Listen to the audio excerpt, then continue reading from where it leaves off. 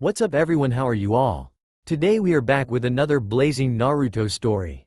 What if Naruto gives up on his girlfriend? If you enjoy, then please like, share and do comments. And also check the description to original creator of this beautiful creation. Those were the words that spread throughout Konoha village as Chunin Shikamaru, followed by his team of genin, returned to the village with an unconscious Uchiha Sasuke. The mission had not been an easy one. Akamichi Choji and Hyuga Neji nearly died for their efforts. They had nearly run out of chakra.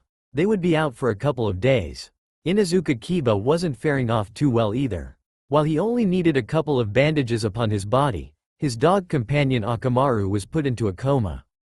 Team leader Shikamaru only had a broken finger, but it would soon heal over time. After his successful surgery at the hands of Tsunade-sama, Rock Lee located his comrades and assisted in the quest while Uzumaki Naruto went after his rival and blood brother Uchiha Sasuke. The rematch between Naruto and Sasuke was even more deadly than the previous one, as unlike the first bout, there was no Sakura or Kakashi to distract the two in their destined bout with one another. Even though Naruto knew that his main objective was to bring Sasuke back to the village, a part of him wanted to beat the living daylights out of Sasuke for thinking he was so superior to him. And Sasuke wanted to prove that he was ready to face his brother Itachi and kill him in order to avenge his family. And defeating his former comrade Naruto would be the proof that he needed.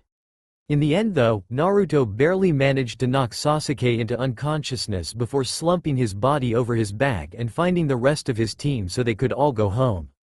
Upon returning to the village, Shikamaru, accompanied by Naruto, made the report to Tsunade about all that had happened while everyone else was taken to the hospital for medical care. Tsunade then decided that everyone that participated in the mission would receive medals of honor in a ceremony that was to take place in a week's time. As for Sasuke, Tsunade would work on removing the curse seal that Orochimaru had placed on him, as well as get Sasuke some help to deal with the inner problems that haunted his heart and mind. Chapter 1. Foxes Need Love Too. The night before the award ceremony, we find Uchiha Sasuke asleep inside the hospital. About 3 days earlier, Tsunade had successfully managed to remove the curse seal that Orochimaru had placed on Sasuke, but it had taken a toll on his body. Sasuke was going to have to rest for about a week before he could move again. Haruno Sakura had vowed that she would take care of Sasuke and never left his side except to use the bathroom and to get food. We now find our hero Naruto making his way towards the Konoha hospital, trying to make it before visiting hours were over for the day. Despite how they treated one another, deep down, Naruto really did care for his comrade Sasuke and hoped that he would get better. After being told where Sasuke's room was from the nurse, Naruto makes his way towards room 101 to check in on his teammate. Right as he is about to open the door, however, Naruto hears voices on the other side. "Sasuke-kun, if you can hear me, please wake up." "Sakura-chan?" thought Naruto as he opened the door slightly to get a peek at what was going on inside. Naruto's ears had not deceived him after all. It really was Sakura inside Sasuke's room. Sasuke's eyelids blinked twice before slowly opening and being greeted to his pink-haired and green-eyed teammate of Team 7. "Sasuke-kun," Sakura whispered as her eyes started to get watery.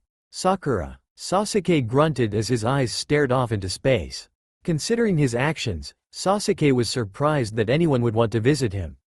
"Sasuke-kun," Sakura whimpered, as tears finally streamed down her cheeks.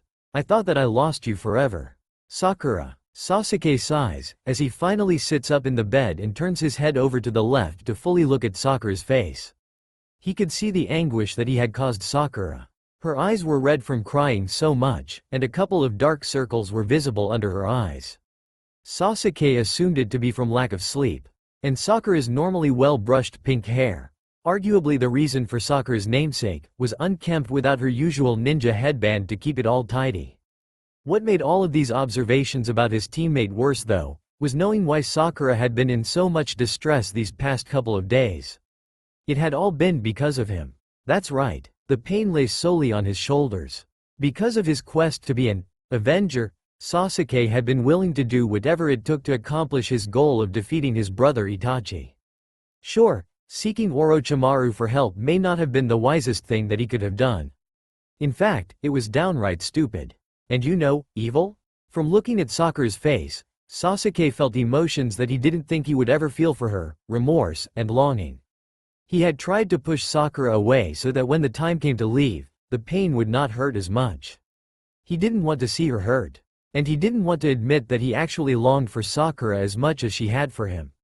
It had been one of the things that had pissed him off during the sound invasion. When Naruto had been able to protect Sakura from Gaara, and he couldn't. It wasn't right. He should have been the one to protect Sakura. But at least she was safe. For the first time in his life, Sasuke actually felt sorry. Not for the fact that he failed in his mission, oh no. But for hurting Sakura so much. She didn't deserve all the crap that he put her through. She might have been annoying, and a little bit too fanatical at first, but it had all been for his sake. Naruto wasn't the idiot on the team, he was. Sakura? Sasuke whispers as he brushes a couple of strands of hair out of her eyes, I'm sorry. Meanwhile, Naruto was still outside peeking into the room, not quite liking what he was seeing. Naruto also noticed that his stomach seemed to feel tighter as he watched the scene between his two teammates. Sasuke-kun, Sakura said as she caught Sasuke in an embrace, I'm here for you. This had not been the first time that Naruto witnessed something like this. When Tsunade had first entered the Konoha village as the 5th Hokage, Sakura had displayed this same affection towards Sasuke. Naruto, however, was not prepared for what Sakura would do next. Sasuke-kun, Sakura said as she lifted her head from Sasuke's neck and looked directly into his eyes. I love you. I know. Hearing this heartfelt confession come out of Sakura's lips was almost enough to send Naruto's emotions over the edge. She loved him? How could she? Sasuke treated her like trash. Naruto knew that Sakura liked Sasuke a lot, but loved him? Naruto found it even more difficult to maintain his composure when he saw Sakura crush Sasuke's lips with her own. Sasuke was caught back by Sakura's actions, but didn't hesitate, nor stop Sakura from what she was doing. He wrapped his right arm around Sakura's back and pulled her body closer to his, increasing the intensity of the kiss. Naruto had seen enough. Seeing Sakura kiss their teammate, and his biggest rival was too much to bear, even for Naruto. Despite being the container of a demon fox that would kill without any qualms for 13 years, Naruto was still only human. And being human meant that not even Naruto, who holds the reputation as the loudest and most hyperactive ninja in Konoha village, was immune to emotions that humans experience daily. Emotions such as laughter, anger, or in this case, heartbreak. Naruto felt it best that he leave, before things got out of hand. He quietly left Sasuke's room with the two inhabitants inside, not even noticing that he had been around in the first place. Tears welled up in Naruto's eyes as he left the hospital. Any final ambitions that he had of winning Sakura's heart were shattered after he saw her kiss Sasuke. Love. It was the one thing that Naruto craved more than anything. Even more than being Hokage, Naruto wanted somebody that actually cared for him. Not somebody that did it to be nice, but deep down, really felt worried about him. The only person that even came close was Iruka-sensei, but Naruto wanted a deeper connection. Naruto wanted somebody that woke up and thought about his well-being or smiled whenever he came near. Not out of obligation, but general concern.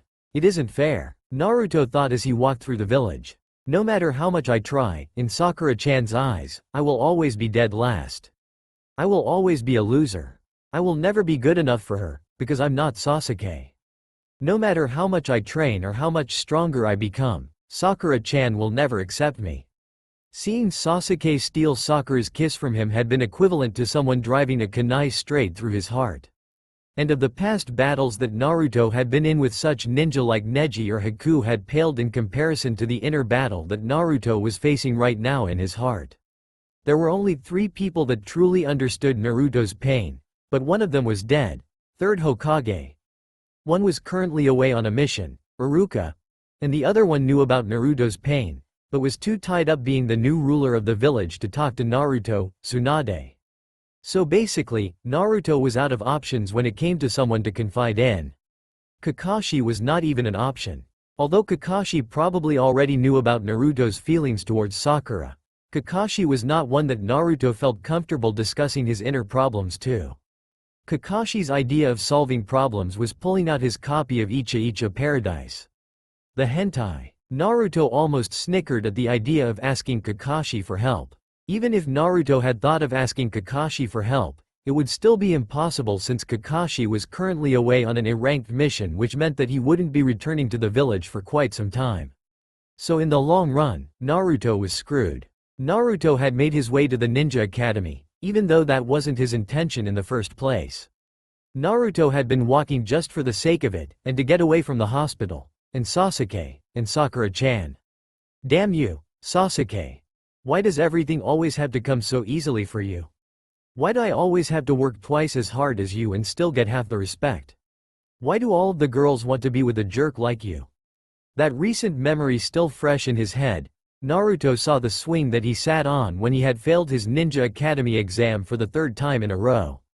It was his swing, the swing that he sat on when he felt depressed. And right now, Naruto felt long overdue for a visit. Naruto sat down in the swing as the last of his tears had dried up. Naruto had originally planned on going to the Ichiraku ramen stand immediately after checking up on Sasuke, but the incident at the hospital had made him lose his appetite. Right now, Naruto could care less about anything. Nothing mattered. Not his training, the medal ceremony the following day, a nice bowl of miso ramen, or even his ultimate desire to become Hokage. Naruto didn't care, cause one of the things that he had cared about the most, had just been taken away from him. Ever since Team 7 was formed, Sakura would continue to pursue Sasuke's affections, despite the fact that he treated her like garbage. In return, Sakura would constantly insult Naruto and treat him bad, even though Naruto cared about Sakura like she was a goddess. Over time, Naruto had hoped that Sakura would come to her senses and realize that Sasuke could care less about her and look towards someone that did care, but Sakura never gave up. Even when other guys like Fuzzy Eyebrows, Rock Lee would desire her, Sakura never gave up on her goal, which was to be with Sasuke. And in the end, it looked like Sakura had finally succeeded in winning his heart. There was never a chance for me, said Naruto to himself as he gave his swing a test drive. My fate was sealed when I became the jailer for Kyuubi 13 years ago. Nobody dares get close to me because they are afraid of the demon inside of me. Everyone in this village hates me, and wishes that I were dead. They try to ignore me, like I am only a figment of their imagination. Whenever I fight, people always expect me to fail. They always have low expectations of me, despite the fact that I beat strong opponents, despite the fact that I trained twice as hard as everyone else. Naruto stopped swinging as his recently dried eyes became wet again. I might as well give up on things like love. I am only fooling myself if I think that someone will actually accept me for who I am, and not what I am. Just because I hold a demon fox inside of me, people think that I am a monster, that I don't have feelings, or that I don't matter. I never asked to be the container of Kyuubi, so why do they treat me like it was my choice? Why do they continue to hate me? And Naruto couldn't hold back his tears anymore as he started to cry again. The only thing that Naruto had succeeded in is making himself feel even more miserable. So much for being strong. Naruto had said that he would never cry again, but all of that pent-up emotion, it had finally reached its peak. And the only way out was through the eyes. Unknown to Naruto, however, was a blue-haired, white-eyed girl that had been watching Naruto behind a tree and listening to everything. Also unknown to Naruto was that this girl's eyes were also in tears from what she had heard Naruto say. Naruto was her hero, the source of her strength, the joy of her life. Naruto was the person that she loved with all of her heart. It had broken her heart to find out why her secret crush had been treated so cruelly all these years. It was a wrong that needed to be rectified. Naruto-kun, the girl whispered as tears streamed down her cheek. You are loved. You always have been, and I think it's time for me to show you that. The girl, known as Hyuga Hinata, came out from behind her tree and decided to bring forth her courage and give strength to the one that had always empowered her. Naruto-kun, mumbled the girl as tears continued to run down her face. Huh? Naruto said as he quickly wiped his tears away and looked up. It was Hyuga Hinata, the same girl that he made an oath to on her blood, the same girl that he had dedicated his fight against Neji in the Chunin finals to, was standing in front of him. Hinata, you're crying. Hinata immediately wrapped her arms around Naruto's neck as she cried on his chest. Hinata is crying, but why? Naruto had no idea for Hinata's current distress, but he knew that whatever it was that was bothering Hinata couldn't be resolved while he was still in his special swing. So Naruto did the gentleman thing. He got up off the swing and escorted Hinata to one of the benches that sat outside the ninja academy so that they were a bit more comfortable. Upon sitting Hinata and himself down on the bench, Naruto lifted her head slightly so that they were looking at each other face to face. From this close distance, Hinata's clear white eyes were like beautiful pearls that reflected everything. And Hinata's blue hair almost seemed to glow from the moonlight that shone in. Hinata was beautiful. Why hadn't he noticed it before? Hinata, why are you crying? Naruto-kun, Hinata says through sniffles, I heard everything. No one should have to deal with such pain. What are you talking about? Naruto asks, truly confused. I know, Hinata says with a look that seems to tear into Naruto's soul. I know about you, and the Kyuubi. She knows? Naruto's body stiffens, as panic started to kick in. Then when she said that she heard everything, she meant. I feel your pain. Hinata begins again. I know how it feels to be alone. I may not have spent most of my life with a demon fox inside of me, but people still ignore me like I am a monster. Even my own family has little faith in me ever since my little sister Hanabi beat me in a fight. Sometimes my teammates Kiba and Shino doubt my abilities. But whenever I see you Naruto-kun, I don't feel so alone anymore. I feel like I can do anything. Whenever I see you, all of my pain goes away. I don't like it when the people in this village are mean to you or talk badly about you, Naruto-kun. It isn't right. You deserve to be loved, and you deserve to be acknowledged for more than just your strength. True power comes from the heart. Hinata, Naruto wonders, why do you have such confidence in me? What do you see in me that others don't? Why don't you hate me like everyone else? This was it. Now there was no turning back. In order to answer his question, Hinata realized that she would have to tell Naruto the part that she had been trying to leave out. The part about her being in love with him. Ever since the academy days, Hinata knew that there was something special about Naruto ever since she first laid eyes on him. It saddened her to think that nobody but herself took the time to find out about him or get to know him for his achievements, instead of his failures. Instead, everyone in the village was told to ignore Naruto like he was a disease. Like he was an apple inside a bag of oranges. Like he was the goose inside a group of ducks. And explanations were never made. Just like all of the other kids in the village, Hinata was just told by her parents to ignore Naruto and not to associate with him. This led Hinata into wondering why. What had started out as curiosity, led to discovering that Naruto was not the evil beast that people often depicted him as. Naruto was only a boy that longed for affection, yet nobody would listen to his cries for help. Nobody would give him the attention that he so desperately needed. Well, all that was about to change. Because of Naruto, Hinata had found the strength that she didn't know she had to stand up to her cousin Neji during the Chunin exam. Even though she lost, Hinata still felt a lot more confident about herself. When everybody wanted to look the other way, there was Naruto, cheering her on. Even after she was defeated, that same boy even vowed to defeat Neji for her. Naruto cared, when nobody else would. Ever since that day, Hinata had started to gain more confidence in herself and her abilities. No longer would she be the, always shy, Hyuga girl that people doubted. Slowly, Hinata was going to change and become stronger, not only physically, but mentally and spiritually as well. And as a test to see how far she had developed, Hinata was going to tell Naruto how much he meant to her. A smile came across the face of the heir to the Hyuga clan as she prepared to take the first step of the rest of her life. Why do I have such confidence in you? Hinata begins, it's because I know deep down inside my heart that you are destined to do many great things. And strength comes from support. You have a great dream, Naruto. I know it will come true one day. I believe in you because you try and never give up. And because you are one of the few people that believes in me. Naruto started to blush slightly from what Hinata said. She believes in me? What do I see in you? Hinata continues, I see a great spirit and a great soul with a good heart that only wants to help people. I see somebody that works hard at everything they do and doesn't take anything for granted. I see someone that desires love and attention.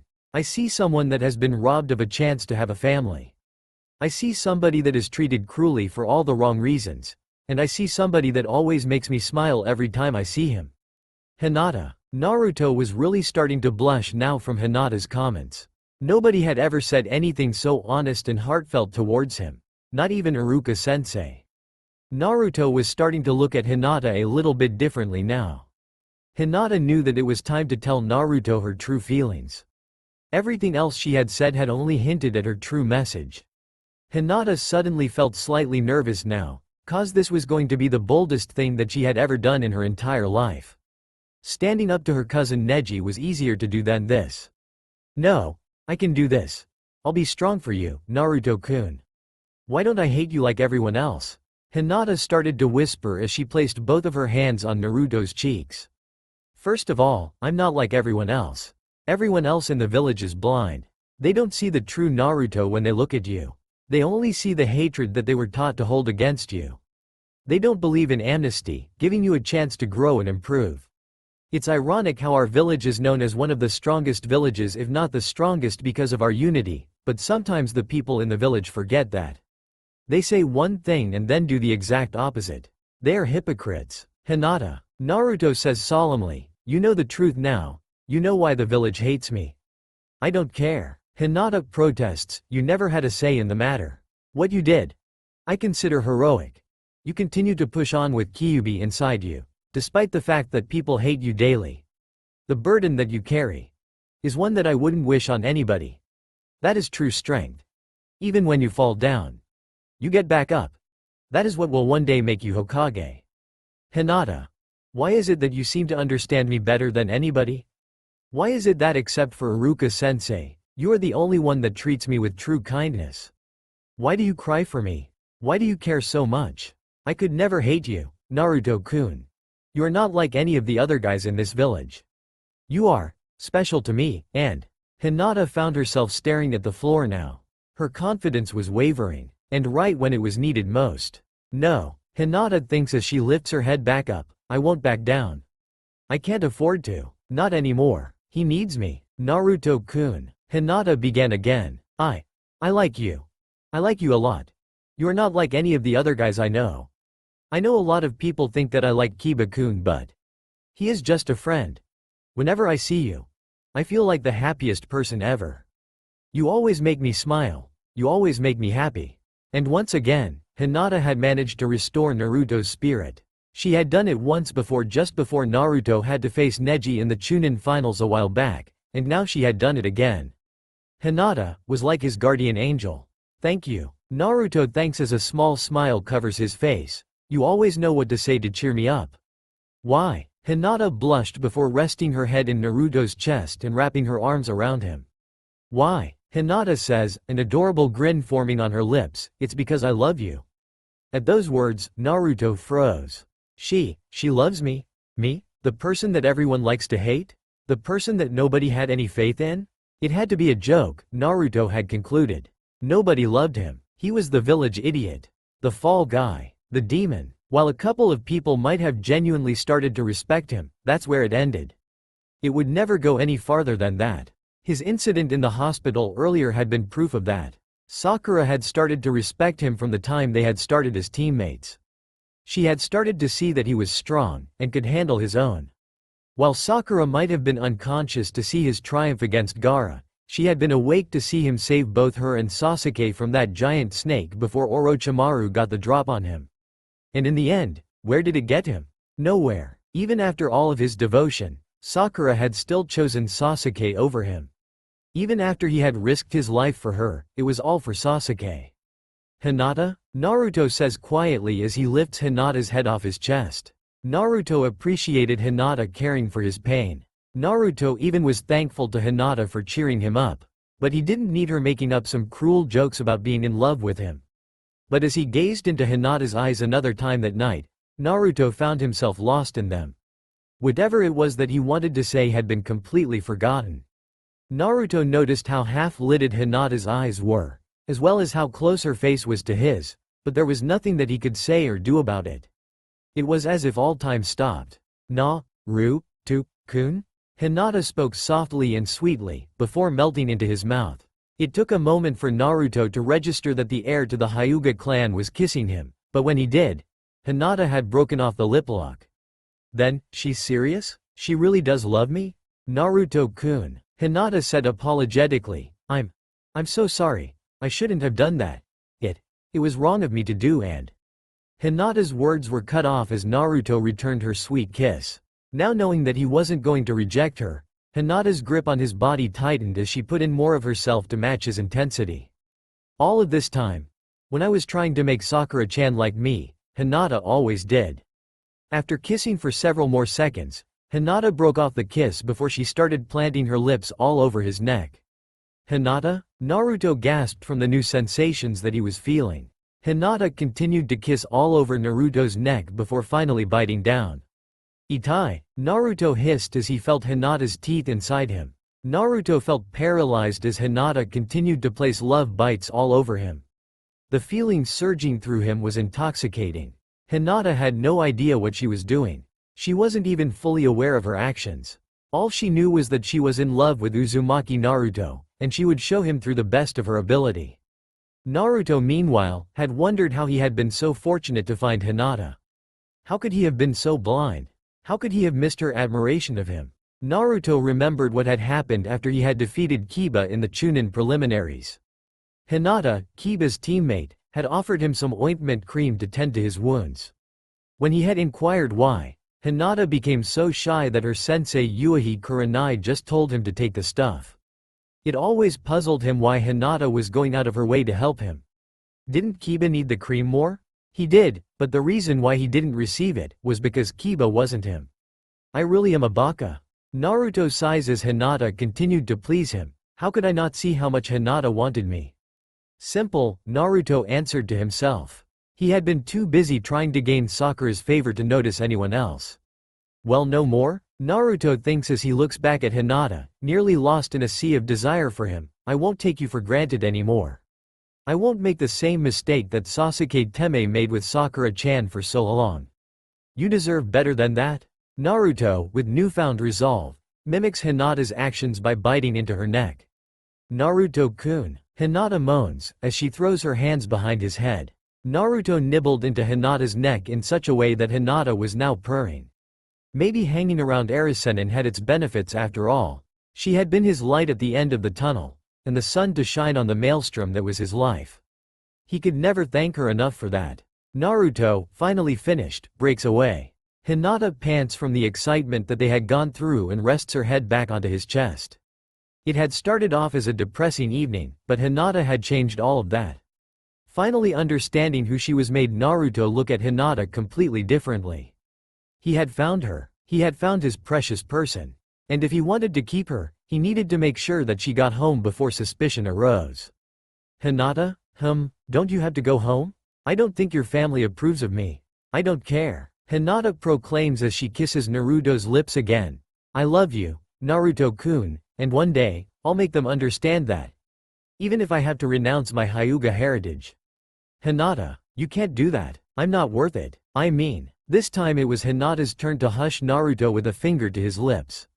Yes, it is. Nobody pays more attention to me than you, Naruto-kun. Nobody is more honest and more caring than you. My family. There is some love, but it is mostly like a unit love. Not really genuine love like I have for you. I will become the heir to the Hyuga Empire when I come of age, and there is nothing that my family can do to change that.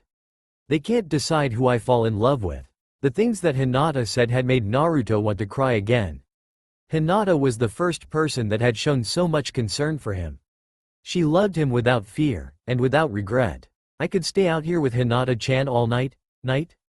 Wait a second, what time is it? Naruto looked at his watch and saw that it was 10:15. Oh no, the awards ceremony. It's supposed to take place tomorrow afternoon. Hinata, we have to get home. But I'd rather stay with you, Naruto-kun. Naruto was almost tempted to forget about the awards ceremony right there and then. But he also remembered that Hinata's family would go crazy if they found out that Hinata had been out all night with the forbidden Uzumaki boy. I know, Hinata-chan. I want to stay with you too, but your family might suspect something. Don't worry, I'll see you tomorrow. Okay. Good night, Naruto-kun. Sweet dreams, Hinata? They gave each other a warm hug before running off towards their respective homes. Welcome everyone, said Tsunade to the crowd that afternoon. About a week and a half ago, Orochimaru had tried to capture one of our ninjas. Unfortunately, due to all of our Chunin and Junin being absent on missions, I was left with no choice but to give the only Chunin left in the village, Nara Shikamaru, the task of assembling a team of himself, plus 4 other genin that he felt worthy, to go on a rescue mission for their comrade. Gentlemen, when I call out your name, step forward. Akamichi Choji. Choji stepped forward looking good as new. Even after he had taken all those solder pills, he recovered nicely. Tsunade put the medal around his neck as the crowd applauded. Good job, Choji. Team 10's sensei Sarutobi Asuma congratulated as Choji stepped down from the stage. You have come a long way since Team 10 started. I'm proud of you, Choji. Choji's teammate Yamanaka Ino chimes in as she hugs him. I'm also glad that you are okay. I was really worried about you. Thanks you too, Choji says as he rubs the back of his head, but don't forget that Shikamaru is still up there. Hyuga Neji. The crowd went wild when Neji stepped forward. He was a fan favorite. Like Choji, Neji had also been in a near-death state, but fortunately he survived. It was just not his time to die yet. Neji's sensei Maida Guy says as Neji comes down from the stage. Please don't break down and start giving out speeches about my flames of youth. Neji pleads as Guy pats him on the back. To Neji's great delight, Guy kept his mouth shut. But then Neji remembered that Lee was still up on stage. Neji's other teammate Tenten also picked up on this realization and sighed, knowing that the silence that she and Neji were blessed with at the current moment was only the calm before the storm. Next, Inuzuka Kiba. More clapping went off as Kiba stepped forward to receive his medal. Akamaru? Kiba sighed as the medal was placed around this neck. I couldn't have done this without you. You deserve this medal more than I do. Just then, there was yelping in the crowd. As everyone turned to see what the commotion was about, they saw a small nin dog with bandages wrapped around its body running towards the stage before leaping into Kiba's arms. Akamaru. Kiba said shocked, you're okay. Kiba then looked into the crowd and saw his older sister Hana smirking at him. Kiba understood fully what had happened. His sister Hana had healed Akamaru. Akamaru? Kiba says as he takes his medal off and places it around Akamaru's neck, this is for you. The crowd awes as Akamaru starts licking Kiba's cheek. Nara Shikamaru. The crowd once again went wild as the young genius prodigy came forward. Congratulations on your first successful A-ranked mission. Tsunade says into the microphone. Sandame made no mistake when he made you a Chunin. I see great things for you. The audience kept yelling for Shikamaru to say a couple of words after his first successful mission he led. This is so troublesome. Why'd I have to do this anyway? Sigh, might as well get it over with. Shikamaru grabbed the microphone from Tsunade. Thank you for the medal. And thank you everybody for believing in me. I promise that I will continue to do my best to make this village proud and to show off the true strength of the leaf. Everyone clapped for Shikamaru as he stepped off the stage except for Yamanaka Ino, who was blushing. Ever since Shikamaru returned, Ino realized that she had feelings for him. She had never really wanted Sasuke. It was just to mess with her rival Sakura. Ino secretly loved Shikamaru, and told him, with a kiss upon his return to the village. Shika-kun, Ino shouted as she jumped into her lover's arms, I knew you could do it. Shikamaru, Choji? Asuma says, to celebrate the success of your mission, I'll take you all out for barbecue. Choji's mouth started to water as Asuma now took out his wallet to make sure that he didn't regret his decision. Rock Lee. The crowd went silent as Rock Lee stepped forward. Not only did Rock Lee recover fully from his surgery, but he also went off in search of his comrades to assist in the mission. For that Rock Lee, you not only get the Medal of Bravery, but also the Medal of Courage and Persistence. The crowd was now screaming at the top of their lungs. Neji and Tenten eyed each other, counting how long it would be before their sensei made an ass of himself. As soon as Lee stepped off the stage, the countdown began. 3, 2, 1, Lee, Guy cried as he hugged Lee tightly.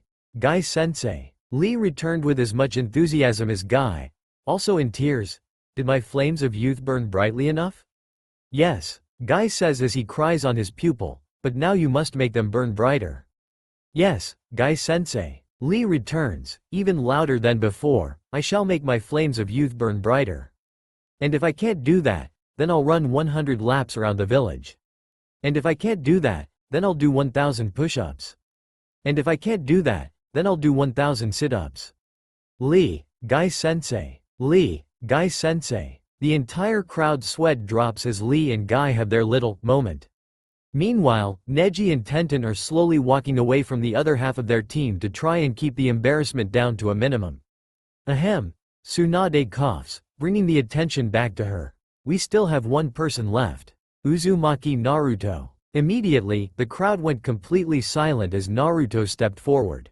Despite earning a bit of respect from the crowd, Naruto still knew that the people of the village really didn't give a damn about him. Naruto. Tsunade started in a serious tone. You assisted in the mission to bring back your teammate, and you were the one that located him and brought him back home safely. I also understand that you met up with Orochimaru but managed to escape from his clutches without putting yourself into any real danger. For that, you get this medal. The crowd was still silent as Naruto received his medal. Just as I thought. Naruto sighed, nobody cares what I went through. That was what Naruto had thought at first, until he saw Hinata clapping. Hinata-chan. Then it was his teammate Sakura. Sakura-chan? Then it was his sensei Kakashi. Kakashi-sensei. Then it was his adopted little brother Konohamaru, along with his friends Moegi and Udon. Naruto Nikken. Konohamaru shouted at the top of his lungs, "You rock." Konohamaru had been the one to make Naruto smile. Then it was the rest of the Rookie 9 and Guy's team clapping for Naruto, including their Junin teachers. Next it was Tucci and his daughter Ayame, the owners of Ichiraku Ramen. Then it was Amino Iruka, the first person that had accepted him as a person. Then it was Morino Ibiki clapping. Then it was Mitarashi Anko clapping. Then it was Ebisu clapping. And finally, it was Toad Sage Jiraiya who clapped for Naruto. And once the rest of the crowd saw the support that Naruto had, they started to clap as well. Naruto looked to his sides and also saw that Shizune and Tsunade were clapping. And it was then that the tears that Naruto had been fighting to hold back came forward. Tsunade pulled Naruto into a hug as he cried into her chest. Naruto had not been the only person crying that day. Tsunade was also crying as she held the one that she considered her grandson. Rock Lee and Guy were also crying, as was Iruka. But perhaps the most important one that had been crying for Naruto had been the one that had accepted him all along. Naruto-kun. Hinata cried as she clapped for her beloved. Now they are starting to see what I have always saw in you. I'm happy for you. Hinata wanted to run over and hold Naruto so bad, but she knew that she couldn't. At least, not in the presence of her family. As the ceremony died down, everyone started to go their separate ways. Asuma took his team to have barbecue as he had promised them. Guy also took his team to a restaurant to celebrate. Sakura went back to the hospital to check back up on Sasuke. Kiba and Akamaru had left for home to enjoy the beef feast they had been promised. As for Naruto, Tucci and Ayame had dragged him to Ichiraku for free ramen. Hinata, not wanting to be left out, grabbed onto his arm. This did not go unnoticed by Ayame. So Naruto has a girlfriend now? How sweet. It had been a wonderful day, Naruto thought. He got the recognition of Konoha, or at least he was starting to. He had Hinata by his side, and he had the food of the gods in front of him. Hey, Naruto, Ayame asks after serving another customer their order. I just noticed that you have some kind of mark on your neck. What happened? Are you alright? Naruto dropped his chopsticks and borrowed Ayame's mirror to look at himself. How did that happen? I was with Hinata when. Hinata. That's how it happened. Naruto began as he started to blush. It was some late-night training. What kind of training could leave a mark like that? Ayame thought at first until she saw that Hinata was blushing and also had a similar mark on her neck. Ayame then fought to keep from giggling as she had found out the truth. Training indeed. Once Sakura was out of the room and out of hearing range, Tsunade locked the door before turning to Sasuke. Just what in the hell were you thinking to go running off like that? Tsunade barked, with that former gentleness replaced with a surge of killer intent almost instantly. I didn't know you cared, Hokage. Tsunade pretended to ignore the obvious disrespect coming from Sasuke's mouth. Sasuke. Tsunade tries again, with a more diplomatic approach. Those boys risked their lives for you. I never asked for anybody to come after me. Sasuke yells, gritting his teeth. This was something that I had to do myself. Why did you make those men waste their lives? Patience, Tsunade. As much as you want to strangle him now, remember your original purpose. Just be calm and then you will be able to reach him. Let me take a seat. Tsunade grabbed a chair that was inside the room and placed it by Sasuke's bed so that they were closer. Sasuke. Those boys went after you because they care. Don't give me that shit. Nobody gives a damn about me. Konoha only likes me because I am from one of the most elite clans in this village. They like me simply for being an Uchiha. Nobody gave a damn when my brother killed everyone in my clan except for me. Nobody gave a damn when I had to spend the rest of my life with no family. Sasuke's life. It is very similar to Naruto's. Then you better than anybody knows how Naruto feels. Naruto? Sasuke's eyes went wide at the mention of his name. Sasuke then thought back to when he had faced Naruto attempting to stop him from reaching Orochimaru. Sasuke, I found you. Now come on, let's go back to the village. I have no intention of returning, Dobi. Nani? What the hell are you talking about? I've got a mission to fulfill. And I won't let anybody stand in my way. And if you try to stop me, I'll destroy you. That's too bad, Sasuke, said Naruto as he got into a fighting stance. My orders are to bring you back to the village. I can bring you back conscious or unconscious. It really doesn't matter either way. HMPH. Sasuke let out as he also got into a fighting stance. You were never able to compare to me. You will always be inferior. Let me prove that to you. Don't say I didn't warn you, Sasuke. Kage Bunshin no Jutsu. You moron. Sasuke spat out as he gripped his right wrist with his left hand and started to draw in energy. You think you can stand up to my power? You think you're stronger than me? I don't think I'm stronger than you, said Naruto as his clones helped him gather the energy for his most powerful attack. It's a fact. You just have a problem understanding that. But now that there is no Kakashi or Sakura around, I'll prove that to you once and for all. Yes. Let our attacks prove who is stronger, yelled Sasuke as he charged towards Naruto with the attack that he had been taught by Kakashi. Chidori, time to lose, Sasuke-chan. Rasengan. Don't compare me to that moron. We are nothing alike. On the contrary, Sasuke, you two both have a lot in common. Nobody else has grown up in this village without family in your generation but you two. Unlike Naruto, however, people respect you and don't hate you.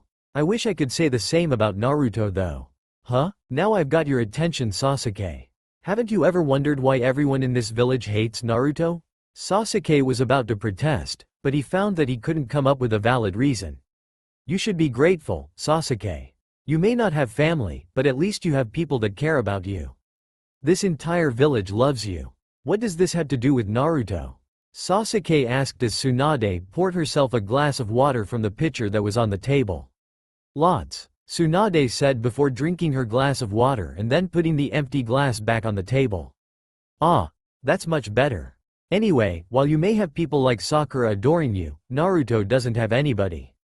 Naruto would give anything to be in your place right now. I know that you have suffered through a lot, but so has Naruto, if not worse. Growing up for Naruto has literally been a living hell. Just what exactly happened to Naruto? I'm afraid that is something only Naruto can tell you, Tsunade said as she got up from her chair and made her way towards the door. What happened to Naruto is highly classified. Sasuke was quiet while he thought about everything that Tsunade had told him. I'm giving you one of three options, Sasuke, Tsunade said in a more serious tone. Choice 1 is to go through rehabilitation. While you are on rehab, you will also be on suspension for your earlier actions. If you can successfully make it through rehab, then I will reinstate you as a shinobi of Konoha village and even give you a special mission that I feel will bring out the best of your abilities. If however, after a certain amount of time you are not able to pass your rehab, then I will have no choice but to put a seal on you that prevents you from accessing any of your chakra. You will be incapable of ever being a ninja ever again. You will be just like Rock Lee was after his fight with Gaara. Or if you want, you can make that choice right now. And what's my third option? Tsunade's face got even sterner. It was so serious that she almost looked like the old lady that she really was instead of the young beauty that she fooled people into thinking she was with her jutsu. Death. Sasuke's boldness and stubbornness had temporarily been wiped away after hearing his third choice. His eyes were wide in shock, and his mouth was opened wide. Your actions are considered to be traitorous, especially considering what happened during the Chunin exam with the sound. If it weren't for one important factor, we would not be having this conversation right now. Sasuke tried to think. From what Tsunade was telling him, he should have already been dead. But due to some important reason, he wasn't. And in addition to that, he would be given a chance to reclaim his former glory? Normally Sasuke didn't give a damn about anything unless it helped him to further his goals. But this time, he was curious. What was it that allowed him to cheat death?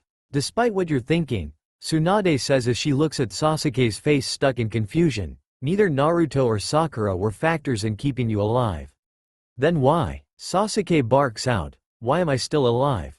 Tsunade hated to admit it, but Sasuke had partially been right earlier.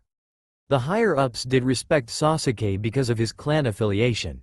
He was the last of the Uchiha, a clan as old as the beginning of Konoha itself. And the power that came from the Uchiha was definitely a military advantage. Lots of members in the government were relying on Sasuke to bring in some new Uchiha blood. Since Sasuke was an endangered species, a lot of the officials argued about losing this rarity forever. The reasons had been logical, Tsunade remembered as she sat in on that meeting. However, it wouldn't be enough to justify keeping Sasuke alive. He had committed treason. To betray your comrades was punishable by death. No questions asked. Tsunade had also pleaded that to kill Sasuke would defeat the entire purpose of the retrieval mission. If they wanted Sasuke dead so that he didn't reveal Konoha's secrets, they should have made the mission one of termination instead of retrieval. Killing Sasuke after all of the hard work the retrieval team went through would be a waste. Unfortunately, even that didn't help Sasuke's case. It wasn't until Tsunade had unveiled her trump card that she had been able to provide a legitimate reason to keeping Sasuke alive. How does your curse seal feel, Sasuke? Tsunade asks, does it bother you? What are you talking about? Sasuke answers, rubbing his neck where it once lay, you removed it. Exactly, Tsunade answers back, your curse seal is what literally saved your life. Are you familiar with the woman known as Mitarashi Anko? Sasuke tried to think before things started to come together. She was the examiner for the second test of the Chunin exams, why? It turns out, Tsunade begins again, that she also had a curse seal. Sasuke's eyes go wide in shock for the second time that day. Did you think you were the only one that Orochimaru ever had an interest in? Tsunade mocks, oh no. You were merely his next test subject in a long line of victims. My point though, is that after conversing with Anko, she had told me that the curse seals sometimes gave her violent and bloodthirsty tendencies. On occasion, it would also make her long for Orochimaru as well. From studying Anko's curse seal, I was able to come to the conclusion that Orochimaru has somewhat of a control on people with his curse seals. That is what makes me feel that you do have some good in you and that given a second chance, you would make the right decision. Now, what is your fate going to be, Sasuke? All of the choices sucked, Sasuke thought.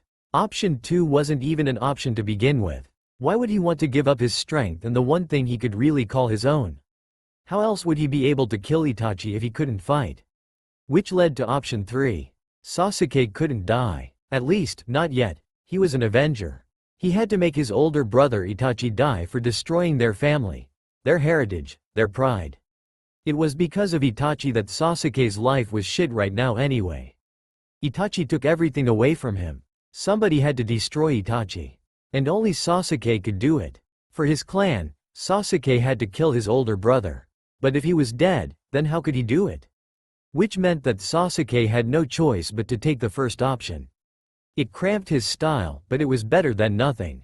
At least it gave Sasuke some time to prepare for Itachi. And with the curse seal gone, Sasuke could go full out on his abilities without having to worry about that damn seal sapping power away from him. Itachi. Sasuke smirks, your ass is mine. And this time, I will come out on top. Fine, I'll go with the first choice. When I complete your stupid rehab, just what kind of special mission do you have for me? A light smile came to Tsunade's face. If all went according to plan, Sasuke would forget about Itachi unless he showed up himself. And she would be able to get Sasuke to open up even more and fill his heart with love, instead of hate. Anbu. With those final words, Tsunade opened the door to the room and left. As she started to walk down the hall, Sakura ran into her. Tsunade-sama, is Sasuke-kun going to be alright? Yes, Sasuke will be just fine. He just needs some rest. Arigato, Sakura said as she bowed to her Hokage. You're quite welcome. Oh, and in 1 month, I want you to meet me in my office at 4 p.m. There are things that I want to speak to you about. And spread the message to anybody on Asuma's, Kurenai's, or Guy's teams. And if you get to Naruto before I do, give him the same message as well. Okay, I'll be there. Now if you'll excuse me, I have to get back to Sasuke-kun. Sakura then went back into Sasuke's room while Tsunade decided to go back to her office. Ah, young love. It was now late in the evening. Visiting hours for the hospital were over now, which meant that Sakura had to leave Sasuke and go home. As for Naruto, he was just finishing restocking his kitchen with ramen and milk, fresh milk. That mission that Naruto had went on with Shikamaru and the others really gave Naruto a lot of money. Also adding in the fact that they weren't even Junin yet meant that they all got bonuses for doing an assignment that wasn't even in their rank.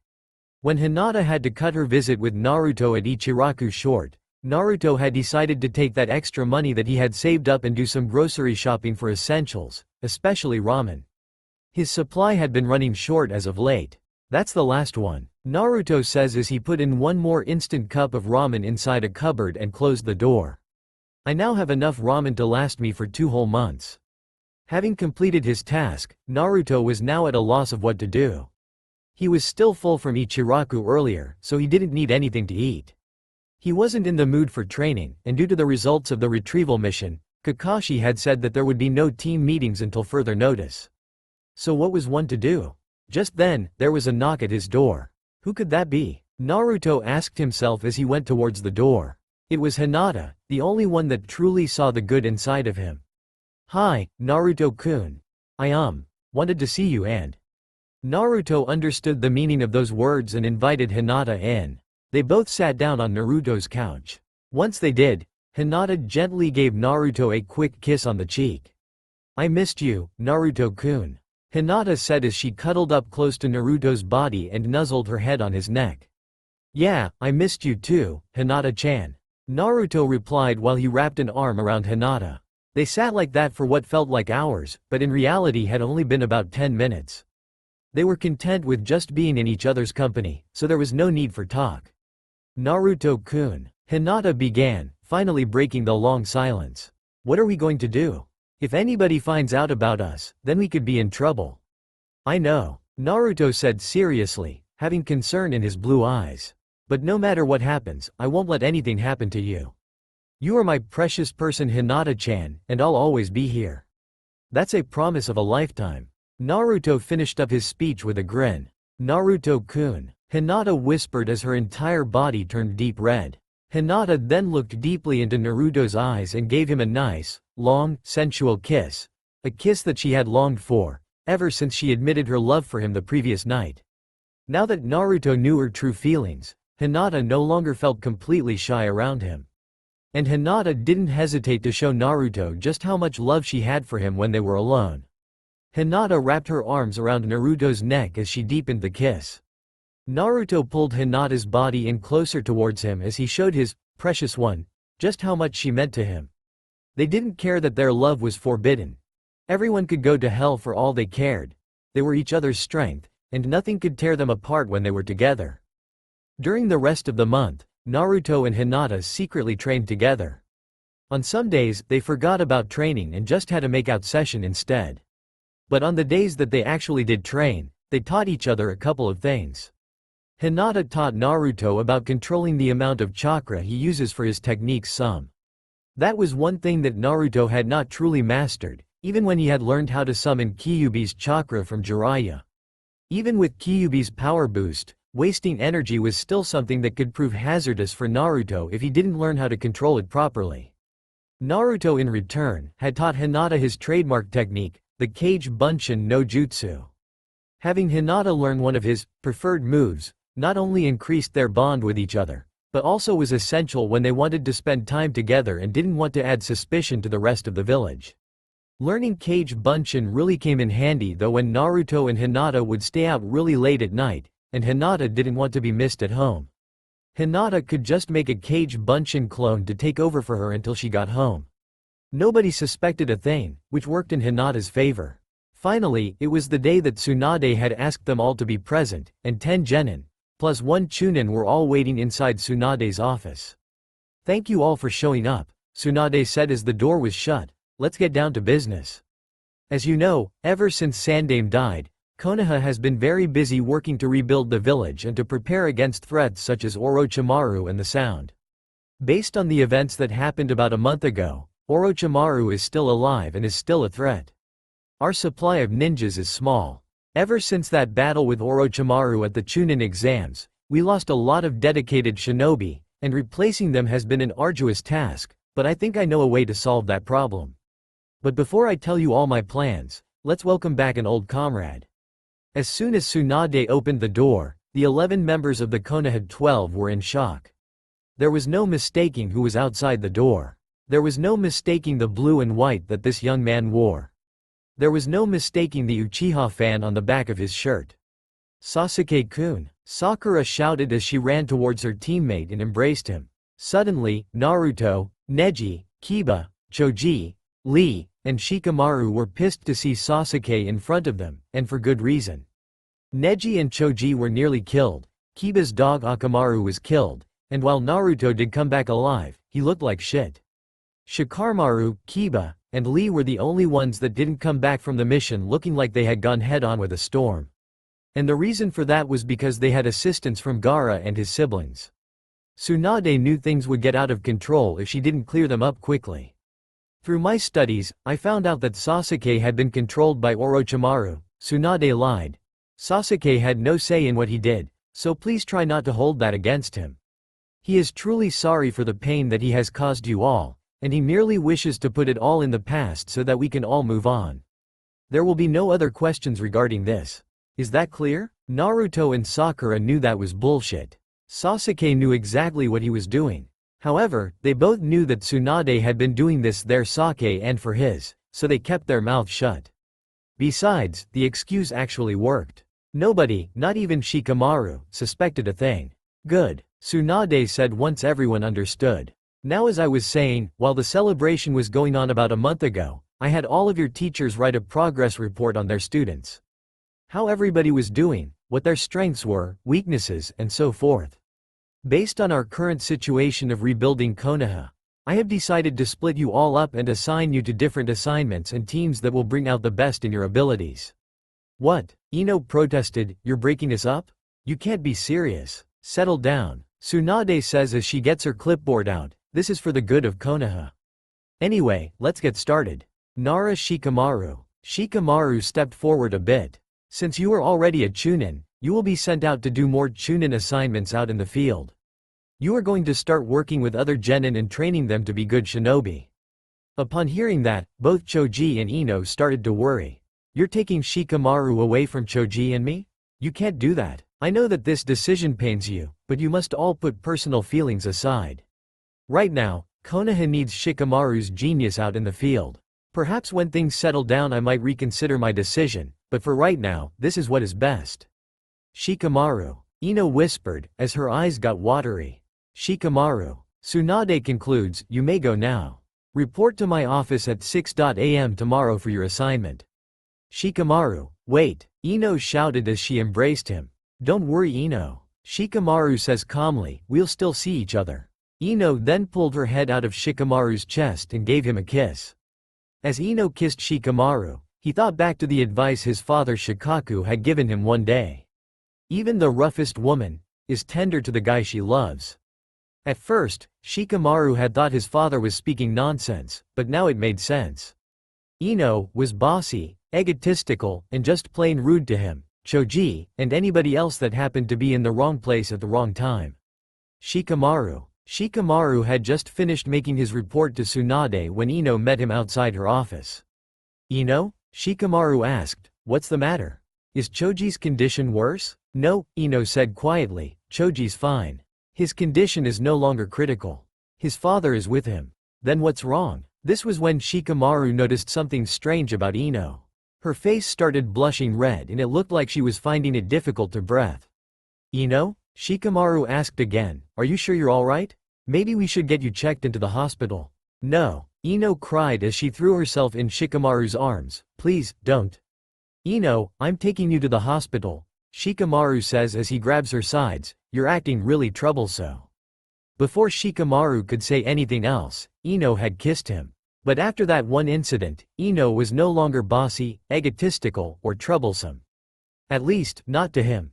Everyone else still faced Ino's wrath, but to him she was always gentle and tender. Promise me that you'll be careful, okay? Ino said after breaking their kiss. I will, Shikamaru, Choji said, now approaching his teammates. Take care of yourself, you were my first real friend. Likewise, Shikamaru responded. And take care of Ino for me. With that said, Shikamaru turned around and left Tsunade's office. There was a brief silence in the room. Even though Shikamaru might have been a lazy ass, he was still respected by all of the other genin. The fact that he was the only one to make chunin was proof of that. Ahem. Tsunade coughed, bringing the attention back to her. As you know, due to our village having to send in most of our shinobi on high-ranked missions, the ninja academy had to be closed down. However, if we are to maintain our high morale, then we need to have more ninjas. And the only way to do that is to have a teacher. But Tsunade-sama, Sakura started, isn't Iruka-sensei out doing missions? How can he teach if he is somewhere else? Not even he can be two places at once. That is precisely my point, Sakura. Tsunade answered, which is why I'm handing over the Ninja Academy position to you. Those words elicited quite a response from the remaining genin. Sakura? Academy teacher? Let me read you a bit of what Kakashi said about you, Sakura. Tsunade said as she pulled out a piece of paper from her clipboard. Sakura's main talent lies not in her raw power, but in her ability to use ninja skills without wasting any energy. Her chakra control is among some of the best that I have ever seen. Iruka also told me that Sakura was one of his top pupils in Ninja Academy. Her intelligence was in the top 5 students. And when I had my team do tree climbing exercises, she was the first one to master it. And she did it on her first try. Sakura's chakra control is better than some of our current Chunin and Junin today. Congratulations, Haruno Sakura, Tsunade said with a smile. Alright, Sakura-chan, Naruto yelled as he jumped up into the air. I am proud of you, Sakura-san. Lee also congratulated, your flames of youth burn bright. Yeah, good job, I guess. Ino said, feeling a little bit jealous. The students need somebody like you. But that is not all. To ensure that we get our population of ninjas back up, I will also have Yamanaka Ino teach a class as well. Just then, both Sakura and Ino hugged each other. Congratulations, Ino, Sakura said to her longtime best friend. Let's teach those kids how to be ninja. Ino remarked back. You may go now, ladies. Be at the academy tomorrow at 7 a.m. Amino Iruka will be there to teach you the basics of running a ninja academy. One more thing though, Tsunade-sama. Sakura asks as she turns around, I thought you had to be a chunin to be an academy teacher. Normally that would be the case, Tsunade answers, but right now, Konoha is in a state of emergency. And with Iruka out doing missions, finding someone else qualified for the job is a difficult task. That's why I'm promoting you and Ino to special genin. Really? Both girls asked with excitement in their voices. This will be great. Yes. Now go. You will receive your full instructions from Iruka tomorrow. See you later, Sasuke-kun.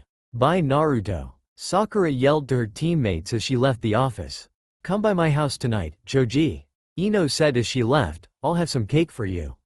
Cake? Yum. Choji yelled back as he patted his stomach in anticipation for food.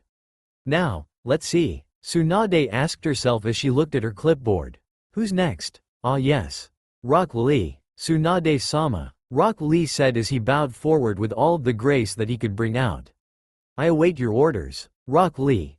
I am permanently assigning you under Guy's tutelage. You will now be Guy's assistant, and will follow him wherever he goes on his travels.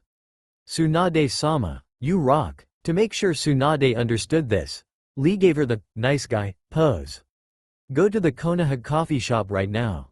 Guy is waiting there for you. As you wish, Tsunade-sama. So long, everyone. The green beast of Konoha must leave at once. And just like that, Rock Lee was gone. Hyuga Neji. Step forward. Neji slowly approached Tsunade. Neji. As I told you privately, you are about to begin training for Anbu. However, there will also be 2 more that will be accompanying you. Gentlemen, when I call your name, step forward. Aburame Shino. Shino stepped forward and stood next to Neji. Uchiha Sasuke. What? Naruto thought, extremely pissed off. How does Sasuke get to be Anbu? I'm the one that brought his ass back to the village, and he gets to be Anbu? This isn't fair. Oba-chan, Naruto yelled. How does Sasuke get to be Anbu? I should be Anbu. I'm better than him. That's enough, Naruto. Tsunade firmly but calmly said. I have my reasons. Are you questioning the judgment of your Hokage? Tsunade knew that Naruto wouldn't say anything more. By reminding Naruto of her title, she had put him in his place, even if only briefly. Gentlemen, your Anbu teacher will meet with you tomorrow at 5 a.m. by the bridge. Don't be late. The three men then left. Okay. There are 5 of you left now. We are almost finished. The next team will be composed of Akamichi Choji, Inuzuka Kiba, and Tenten. The 3 called genin immediately stepped forward. Report back to me at 8 tomorrow morning, and I'll have your assignment. As Tenten, Kiba, and Choji left the office, Naruto looked around and saw that it was now empty of everyone except for him, Hinata, Shizune, and Oba-chan. Tsunade-sama. Hinata began in a soft and timid voice. Why are Naruto-kun and I the only ones left? Simple. Tsunade answered as she set her clipboard down. You two are going to be on the same team. Both Naruto and Hinata looked at each other and immediately started blushing. But why only us two? Naruto asks, how come our team is so small? Naruto, what do you want more than anything else in the world? To be Hokage, Naruto said loudly and proudly. Why? Because when I'm Hokage, then the people in the village will have no choice but to acknowledge my existence. They will finally realize that I am a human being, and that I have feelings, and that I'm not a monster, and that there is more to me than the troublemaking screw-up people always think I am. Hinata nearly cried after hearing Naruto's reason of coveting the prestigious title of Hokage. Hinata finally understood why Naruto tried so hard, and why he never gave up. Hinata, Tsunade said to the other genin. Why do you wish to be shinobi? I want to prove myself. To the village and my clan especially. That I am strong. That I'm not a loser. That I'm not a waste of life. Hearing Hinata's reasons for being ninja made something inside of Naruto click. It all sounded so familiar, but why? Naruto, Hinata, you two have the same dream. You mean Hinata wants to become Hokage and open up the world's biggest ramen restaurant?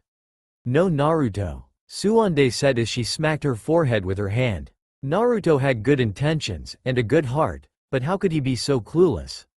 And this was precisely the reason why Naruto was not quite ready to become Chunin. Both of you desire acknowledgement. The two of you want the rest of the village to see you for your accomplishments, and not for your failures. You want people to be proud of you when they see you, and not feel like you are a disgrace to them whenever you are in their presence. The two of you would work better off together than with any of the other genin. That's why I'm assigning you two on the same team with a teacher that will be able to bring out the best in both of you. You're going to get Eros Sennin to teach me again? No, I'm not letting you train under Jiraiya again. Tsunade answered. Besides, power is not what you lack, Naruto, but something else. What is it? Tell me, Naruto demanded. It's not my place to tell you, Naruto. It would be better if I let your teacher tell you what you are missing. But I'll let him deal with that tomorrow. Both of you will be training under somebody that is designed to help shinobis advance to the next rank. Both of you meet back at the stadium at 7:30 a.m. tomorrow. He will be here waiting for you. Now go. It's time for all of us to leave this place. Is he good? Naruto asked. Yes, he is very good. He will bring out the best in both of you. He better be. Come on Hinata, I'll buy you some ramen. Naruto yelled as he grabbed Hinata's hand and dragged her outside. As Tsunade started to shut her office down, she thought back to the letters that had helped her determine the new paths for the Konoha 12, particularly Naruto and Hinata. Unlike the other genin, Tsunade had 2 people write progress reports about Naruto. In addition to Kakashi, Tsunade also had Jiraiya write a progress report about Naruto. Both letters were very similar in terms of Naruto growing in strength, but there were key points that both ninja hit that made Tsunade strongly consider where to place Naruto. In the beginning, things were difficult for Naruto. Getting along with his teammates Sakura and Sasuke was no easy chore. Sasuke is Naruto's biggest rival. Naruto wants to be acknowledged by everyone in the village, but Naruto wants acceptance from Sasuke more than anyone. Ever since the academy days, Naruto was playing catch-up with Sasuke. Eventually, Naruto caught up to Sasuke in strength, but that is not what keeps Naruto from reaching his full potential. Naruto can be very hard-headed at times. Under situations where a calm mind is necessary to completing a mission, this would prove to be a downfall against Naruto. Naruto does not lack the strength needed to be a chunin, he lacks the mind of a chunin. Naruto's skills of deduction are unfortunately not very good. Naruto must be able to think ahead several steps in order to be a successful chunin. Jiraiya's report was not as articulate as Kakashi's, but the same points were brought up. Naruto reminds me of Minato, determined and stubborn. Naruto has great strength, especially when you consider the fact that he has Kyuubi inside of him. But Naruto's temper can hurt him in certain situations. He needs to be able to relax a bit more. Extreme anger is not always the answer to winning a battle. Sometimes, a clear mind does the job even better. If Naruto can't understand that, then he is doomed to fail. Tsunade then thought back to the progress report that she had Kurenai write about Hinata. And that's where everything started to connect. Hinata is such a sweetie. And so shy. I wish there was something I could do to break her out of her shell. She tries so hard not to let anybody down, especially her teammates.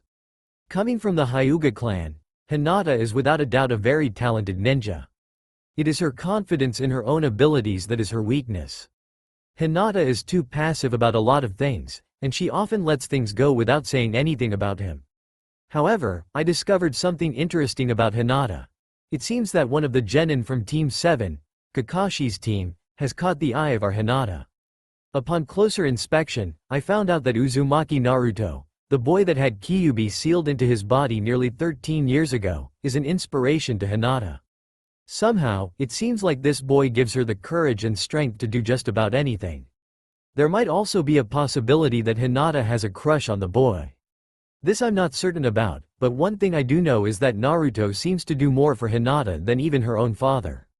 I don't agree with a lot of the ways that the Hyuga clan do things, but I would be out of place to tell them in their face. In closing, Hinata's worst enemy is herself. This was what made both Naruto and Hinata interesting to Tsunade. Both were trying to reach the same path, and both had the same negative people around them, and their greatest weaknesses were inside them. However, Naruto's greatest weakness was more external while Hinata's was more internal. Those two will make an interesting team, thought Tsunade as she left the building. She still had a blackjack game later on that night to get to. Sure, she wasn't supposed to be gambling anymore, but nobody said Tsunade couldn't gamble if they couldn't recognize her. She was known as the legendary sucker for a reason. She still loved to gamble. She seemed to be sucked into games of chance. Perhaps now that she had been Hokage for a bit, she could end that curse and become the legendary winner. Naruto could hardly sleep last night. Not since he became genin had Naruto felt so much anticipation for what was to come. At 7 a.m., Naruto was already out the door and jogging towards the Konoha Stadium. He didn't want to make a bad impression for his new teacher that Tsunade claimed was really good. Naruto arrived at his destination with 10 minutes to spare. Hinata was already there 5 minutes prior, so at least he had a good way to kill some time before their teacher arrived. "Morning, Naruto-kun," Hinata said as she gave Naruto a hug. "Morning, Hinata-chan," Naruto said, returning the hug. "Are you ready to meet our teacher?" "I guess. I hope he isn't going to be late like Kakashi-sensei always was," Naruto said, tapping his foot on the ground and having his arms crossed against his chest. If he is as good as Oba-chan said he was, then he should be early. Hinata couldn't help but giggle at Naruto's antics. He always made her laugh and feel good, even when he wasn't trying. "Good. You two both showed up on time. I'm impressed." "Nani? What was that?" Naruto asked as he kept looking in every direction to find out the location of where the voice came from. "Byakugan," Hinata yelled as she activated the jutsu that came from her advanced bloodline. Hinata looked all around Naruto and her twice. On the second try, Hinata saw some chakra behind Naruto. "Naruto-kun, behind you." Naruto turned around and saw smoke disappearing. As the smoke disappeared, a figure that had been hiding in there became clearer to see. When Naruto saw who it was, his mouth opened wide. "Greetings, Naruto. It's been a long time." "Naruto-kun? What is the matter? Do you know who he is?" Naruto was still startled as he locked eyes with someone that he didn't think he would be seeing again for a very long time. Ebisu-sensei? Oba-chan is making Hinata and I train under him? The closet pervert? Looks like I'm the first one here. Hyuga Neji had just arrived at the Konoha bridge 15 minutes early. Being the first one there, Neji closed his eyes and meditated for a bit to clear his mind and reflect on where his life journey had taken him so far. At the tender age of 3, his life had been changed forever. When his uncle Hiyashi had placed the branch clan curse upon his forehead, signifying that he was inferior to the main house of the Hyuga dynasty. Despite all that, Neji rose to become the best and most powerful Hyuga warrior in the branch and main houses combined. There was a reason why Neji had been ranked the number 1 rookie of the previous Genin class. This kid could fight, and he did it well. His attacks were smooth like water, yet strong like a rock. To make a long story short, Neji was unsurpassed in skill, technique, and power, and was almost invincible. That was what Neji had thought at first, until he suffered defeat at the hands of Uzumaki Naruto. Naruto had graduated, just barely, at the bottom of the class. He was known as the biggest prankster in all of Konoha.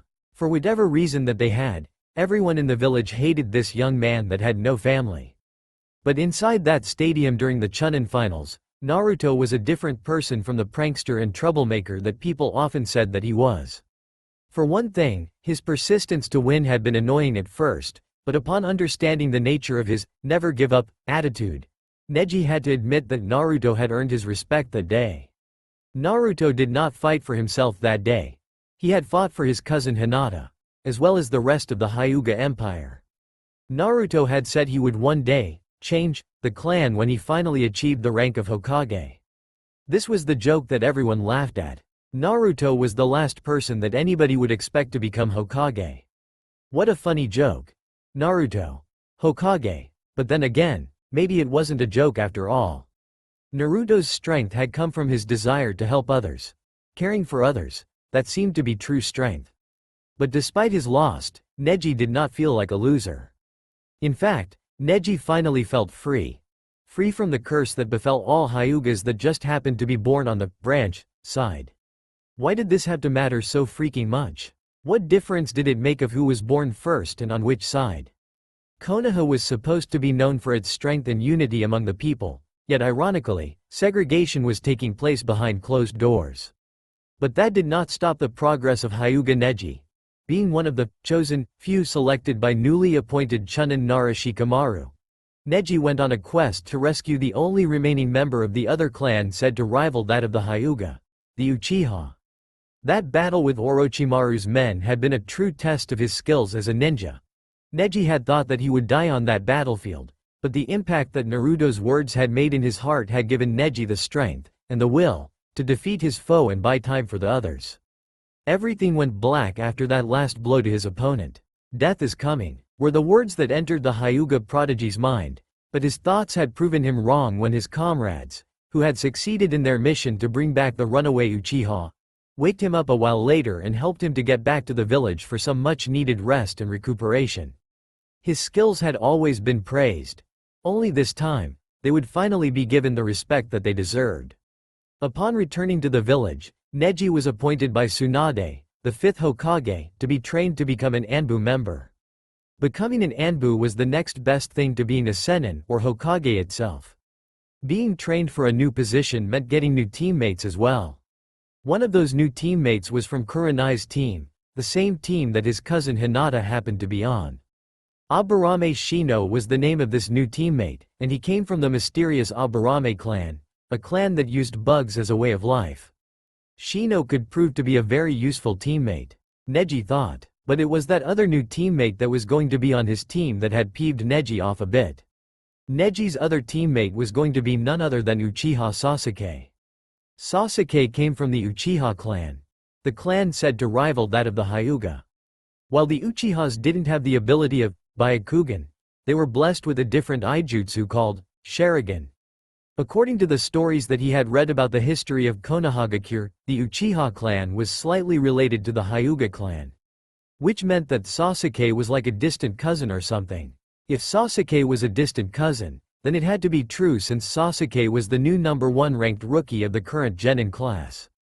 This was the dream match that everybody in the village had dreamed about. The Hyuga versus the Uchiha.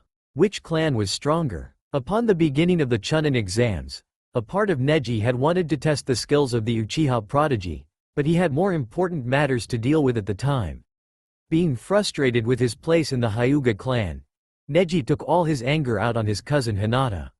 Long after the Chunin exams had ended, Neji thought that one day he might get that chance to challenge Sasuke, but then Sasuke had decided to run away from the village and turn his back on it.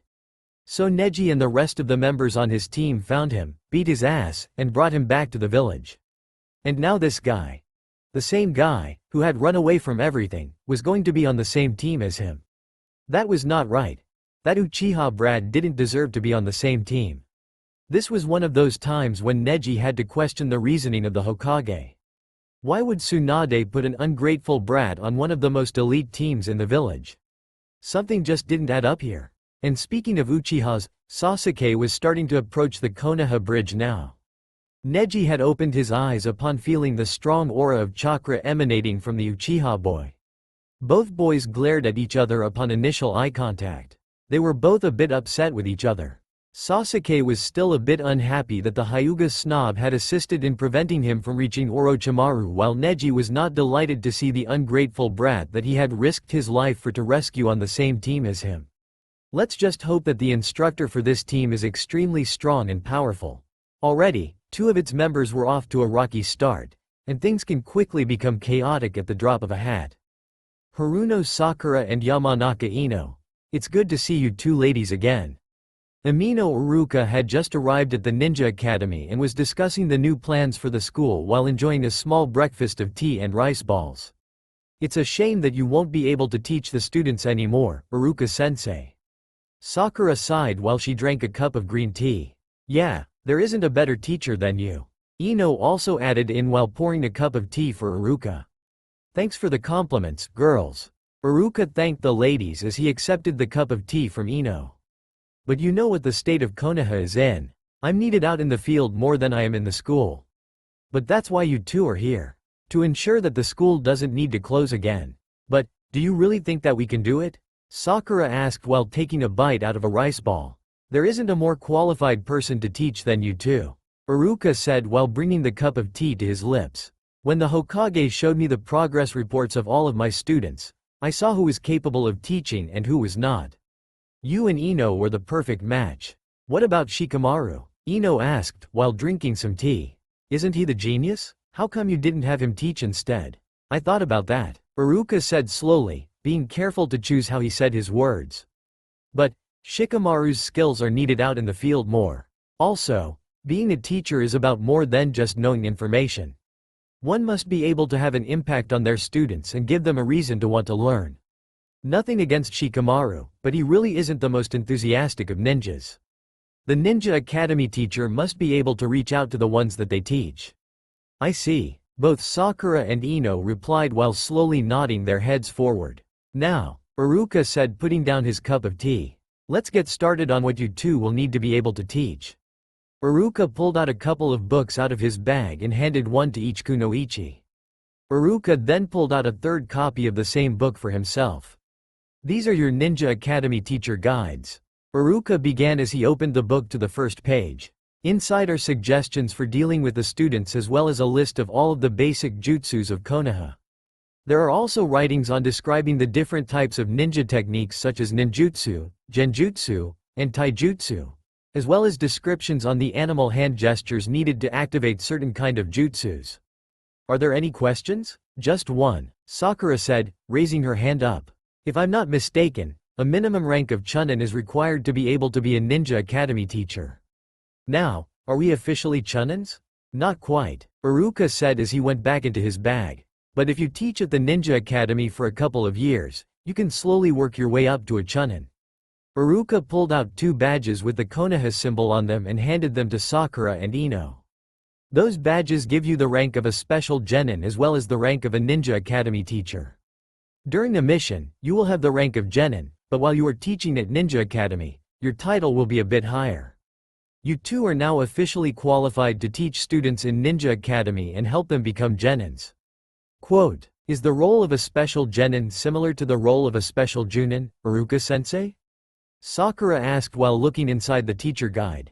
Somewhat, Iruka replied back. The only difference is that you and Ino are only qualified to teach students that are academy students and ninjas that are genin.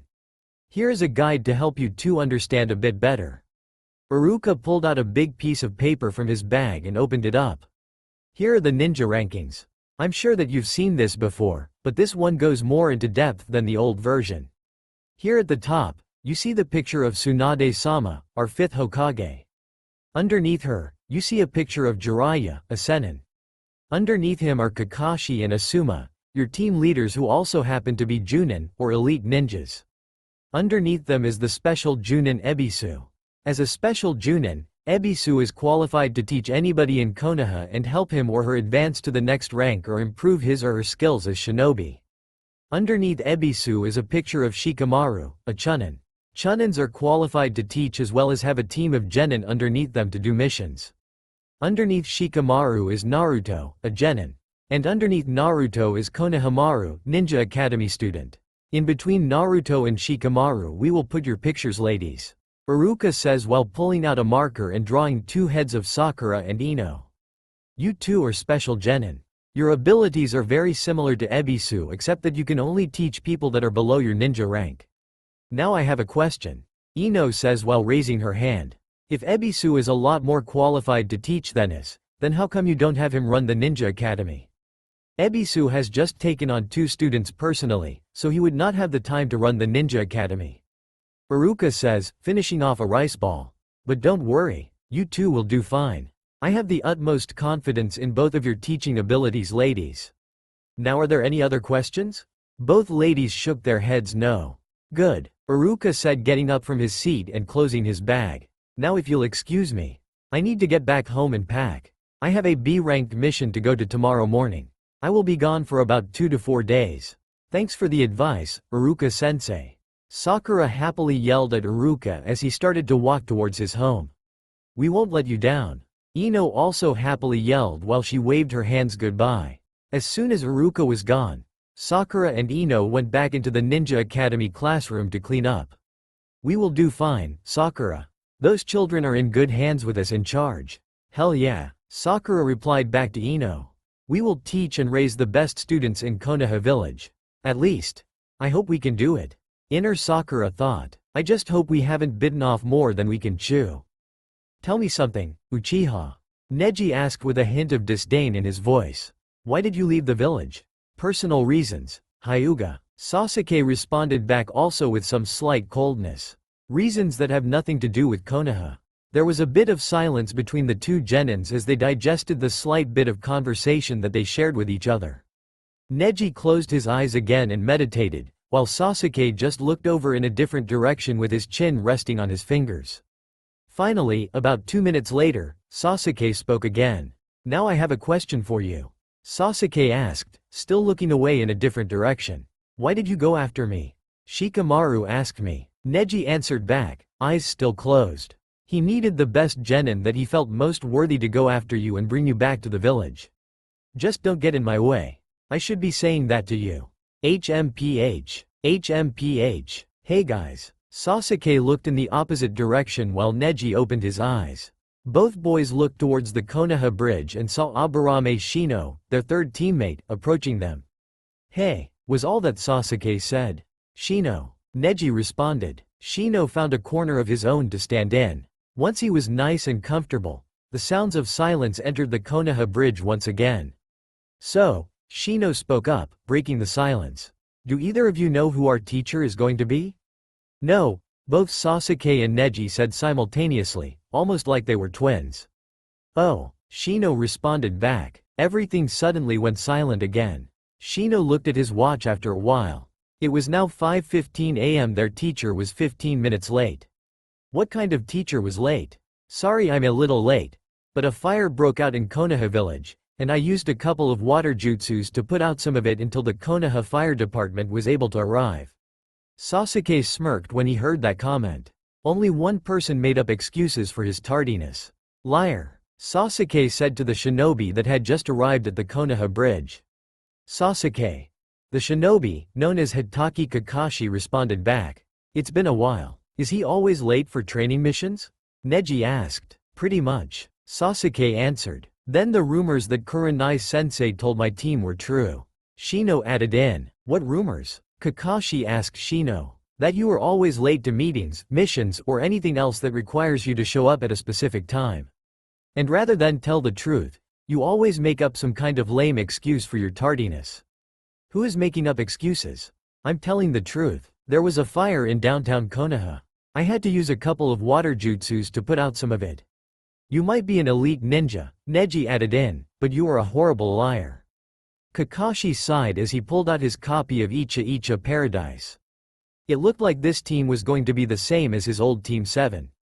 Hokage-sama, yelled one of the assistants as he ran into the Hokage office. Huh, what's going on? Hokage-sama, you were asleep, weren't you? Me? Asleep? No, I wasn't asleep.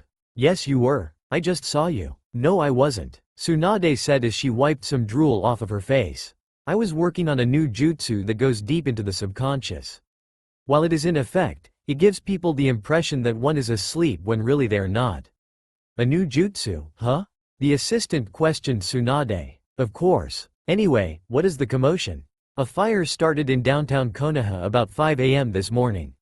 Fortunately, Hitaki Kakashi was able to keep it from spreading by using a couple of water jutsus until the Konoha Fire Department arrived to finish the job. So the fire is out now? Yes. Was anybody injured or killed? As far as we know, no. Good. I want a full report at noon. And make sure that I'm not disturbed again until Nara Shikamaru arrives at 6 a.m. as I want to perfect this new mind jutsu that I'm working on. Yes, Hokage-sama, the assistant said as he went towards the door. I'll make sure of that. As soon as the assistant was out of the room, Tsunade lay her head back on the desk again and went back to sleep. Damn. This is what I get for gambling late last night. And what's worse is that I didn't win a single game of blackjack either. Oh well. And just like that, Tsunade, the 5th Hokage, was asleep once more. I have no dreams for the future. My dreams are all in the past. But I do want to kill a certain individual. Neji had thought at first that he shouldn't give a damn about what Sasuke had said, but it sounded familiar somewhat. Whoever Sasuke had a vendetta against reminded Neji of his feud with the main family of the Hyuga clan. Neji had felt the same way that Sasuke did. Once he had received that branch curse upon his forehead at age 3, Neji had felt like any dreams that he might have had for the future would only become a thing of the past. But then after Naruto defeated him in the Chunin finals, his uncle Hiashi tried to make up with him. On that day, Neji realized that slowly, the Hyuga clan had just taken its first step towards change. Thanks to Naruto, Neji's dreams that he had put away in the past just might have a chance of making it into the future. It seems that the Uchiha brat isn't much different from myself. Maybe I can set him free the way Naruto set me free. Before we go any further, Kakashi said, looking up from his book for a second. I think there is something that you should know. None of you, or Anbu. That comment got the attention of all 3 young shinobis. What did he mean, not Anbu? The Hokage had said that they would be training for Anbu. Was he lying? Let me clarify, Kakashi said, holding up a hand to calm his team down. None of you are quite ready for Anbu. But all 3 of you come from clans with advanced bloodlines that have abilities that would suit Anbu very well.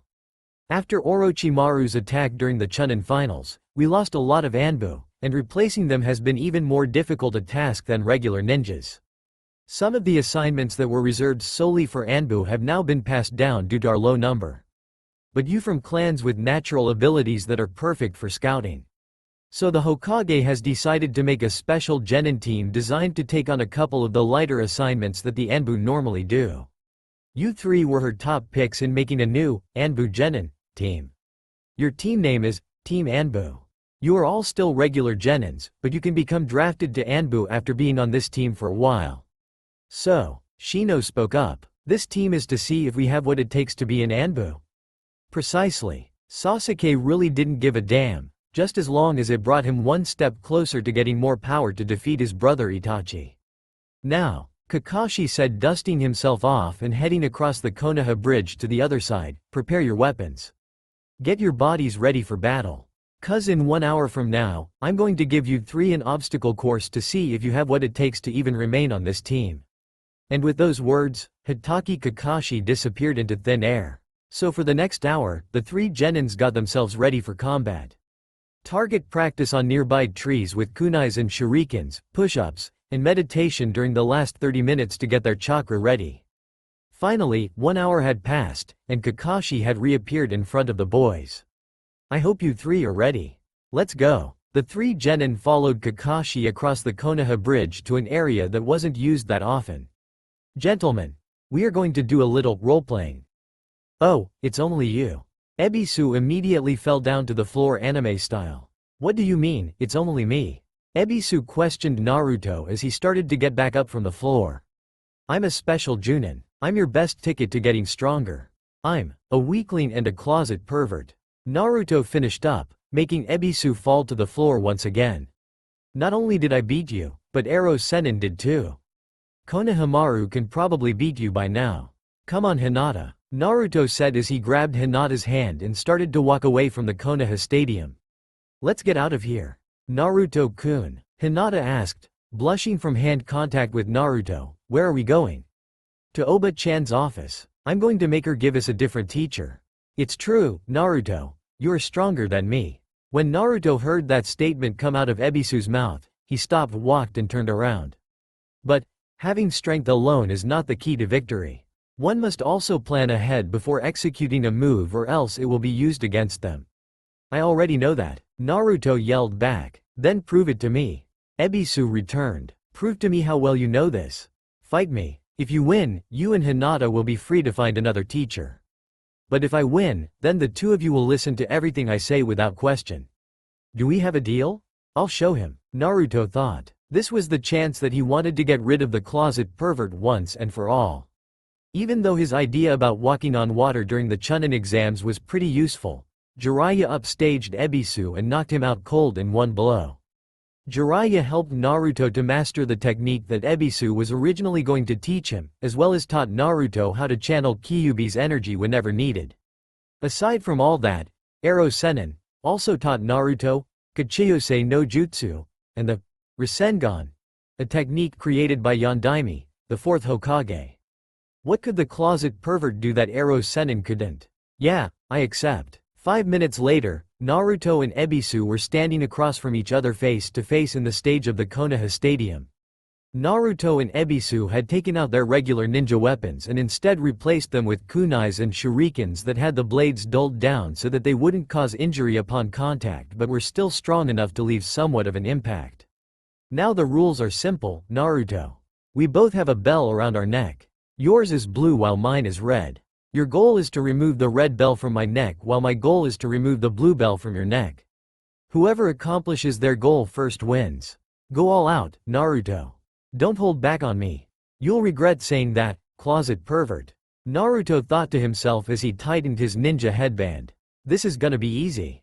"Naruto-kun," Hinata yelled to Naruto from the sidelines, "good luck." "Thanks, but I won't need it, Hinata-chan. This will be over in a couple of minutes. Then I'll take you to Ichiraku for some ramen." Ebisu smirked as he got into a fighting stance. "Overconfident are we? I'll show you that you still have a lot to learn, Naruto. Begin." No sooner had those words been said do we find Naruto lunging towards the bell string on Ebisu's neck with a kunai. Ebisu was obviously prepared for this sort of offensive attack though, and jumped back just in time to avoid his bell getting cut off. "Don't hold back on me, Naruto," Ebisu cautioned again. "If you don't try your hardest, you won't stand a chance. Don't say I didn't warn you." Naruto thought to himself as he crossed his index and middle fingers together to form a jutsu. Kage Bunshin no Jutsu. Immediately 4 real copies of Naruto were summoned at his side in a poof of smoke. Ebisu smirked upon seeing Naruto use this technique. It was exactly what he wanted him to do. Just as I expected. Naruto always uses Kage Bunshin near the beginning of a match. And I can feel slightly less energy used to summon these than last time. Naruto, you have gotten slightly better at controlling the amount of energy you use for your techniques. But it is still not good enough. You still need more work. Naruto and his clones started to charge towards Ebisu now, But Ebisu crossed his fingers together the same way that Naruto just did earlier. Now I'll show you why I'm a special Junin, Naruto. Ebisu thought to himself as he channeled some chakra into his body. Kage Bunshin no Jutsu. Now 4 real copies of Ebisu were on the field. Naruto and his clones stopped dead in their tracks after Ebisu summoned them. What's the matter? Ebisu and all of his clones said simultaneously. Did you forget that you're not the only one that can use Kage Bunshin? It is a Junin skill after all. Shut up. Naruto gritted his teeth as he sent his clones towards Ebisu. Ebisu sent his clones towards Naruto's in retaliation and had them grab onto his. Now what are you going to do, Naruto? My clones have stopped yours and prevented them from attacking. This, Naruto said, bringing his hands together. Bakuretsu. Immediately, Naruto's clones exploded, taking out Ebisu's clones with them and leaving behind a lot of smoke. Bakuretsu Kage Bunshin no Jutsu. Ebisu thought to himself as the smoke from the exploding Kage Bunshin clones disappeared. The technique that makes Kage Bunshin clones explode. Very impressive, Naruto. Just then, Ebisu felt a kunai to his neck. Give up, Naruto said as he tightened his hold on Ebisu's body. My Bakuretsu Kage Bunshin clones were merely a diversion to get up close. Now your bell is mine. Very nice, Naruto. Ebisu spoke back as he closed his eyes and allowed his body to relax. Indeed, victory would be yours, if I wasn't a clone. Just then, Ebisu's clone disappeared into a puff of smoke. But, Ebisu said as he reappeared behind Naruto with a kunai of his own. Because of your miscalculations, victory has been delivered into my hands. Hehehe. Naruto grinned as he laughed. I'm going to tell you what I've told everyone else in this village. Don't underestimate me. Now Naruto's body disappears into a puff of smoke, confirming that Naruto was also a clone. The real Naruto reappears in front of Ebisu a couple of inches away with one finger pointed at Ebisu. I told you not to underestimate me. From the sidelines, Hinata is awed from the action that has taken place. Naruto-kun. You're so amazing. I wish I could be strong like you. We are going to simulate a realistic Anbu mission. What kind of mission? Neji asked. Simple. For the purpose of this game, I am going to play a missing nin that has turned traitor towards Konoha village. When Sasuke heard this, he immediately wanted to go home. This was without a doubt a reminder of what he had attempted to do a while ago. This was basically just rubbing salt in old wounds. His mission had failed. Upon waking up in Konoha Hospital, he found out that all of the sound nin were defeated by the Konoha rescue team. Basically in the end, Sasuke had just proven to the village that he was an idiot for attempting to leave. But what choice did he have? Sasuke needed to get stronger, and he was indeed tired of playing Konoha games. He had no attachments to Konoha anymore. Or so he thought. Sasuke thought back to his old team. Team 7. Kakashi wouldn't be missed cause he was going to be teaching Team Anbu. Besides, Kakashi used to be an Anbu captain at one point. Who better to teach this team? And Sasuke had to admit that nobody brought out his abilities as well as Kakashi did. But it was his former 2 teammates that he would dearly miss. First, there was Haruno Sakura. That girl had been such a nuisance during Team 7's existence. Always asking him to go on a date with her. Always acting so lovey-dovey, always trying to get close to him. Why didn't she get the message? He wanted to be alone. He didn't want to be hurt again. But then she had to commit a sin. She had to say that she loved him with all of her heart. Love? Who is she kidding? Does she even know what love is? Does she truly know what she is getting herself into? Why does she claim to have this much affection for me? Love was a funny thing, it seemed. Every female genin had wanted to get with him at one point or had slight crushes. Sakura, Ino, Tenten from the previous genin class, even that Sand Kunoichi Tamari. In fact, the only one who didn't have eyes for him was the cousin of Neji. Hyuga Hinata, for she had eyes for his teammate Naruto. Naruto. That was the other piece of the puzzle. Naruto was a lot like him. Alone. No family. Determined to be the strongest. Maybe that's why Naruto had become his biggest rival. And his best friend. Who would have thought that the person dearest to him would be the one that everyone in the village laughed at? Naruto tried so much to better himself. It was funny. In the beginning, he could barely do anything. He was the dead last. But now, His strength was enough to rival his own. And then he had the nerve to try and bring him back to the village. Why did that dunce have to stop him? Sasuke needed to have completed his mission and get power from Orochimaru so that he could finally kill Itachi. And then, he would tell Naruto thank you for being his best friend, and then tell Sakura that he also loved her. But things had not gone as planned, and now he was stuck playing Boy Scout for Konoha once again. Kuso, before we begin this game, Kakashi said, as he brought his hands together, let's make it a bit more interesting. Kage Bunshin no Jutsu. Immediately the field was filled with several clones of Kakashi. Then each clone except two and the original Kakashi used Henge no Jutsu to transform into random sound nin before scattering off into the field. The less you alert their attention, the better. Your goal is to defeat me, but you will also have to deal with several of my men. How many that is depends on your actions. The three genins said nothing as the final two Kakashi clones stepped forward. The first one transformed himself into Mizuki. I'm sure you heard of how the Chunin Mizuki had tried to take over Konoha. I won't go into all the details, but let's just say that he attempted to turn traitor and paid for it. For this exercise, let's just say that he has escaped. He wants to control Konoha, and to do that, he has taken a hostage. The second Kakashi clone transformed himself into Konohamaru. Mizuki has taken Konohamaru hostage. Your mission is not only to kill Mizuki, but also to rescue Konohamaru before he is killed. If the sound suspects that you are close to Konohamaru, they will send the message to kill him, and you will fail your mission, even if you do get to Mizuki. Kakashi's clones disappeared. One final thing. In order to pass this mission, the three of you will have to work together.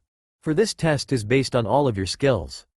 You will have to rely on Sharingan, Byakugan, and the Aburame clan techniques in order to succeed.